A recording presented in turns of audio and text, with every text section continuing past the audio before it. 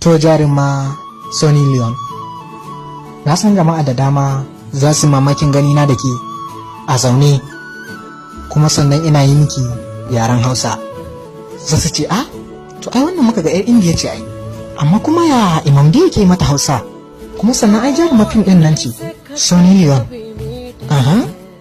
Na san za su wannan mamaki. To wannan ba abin mamaki bane ba,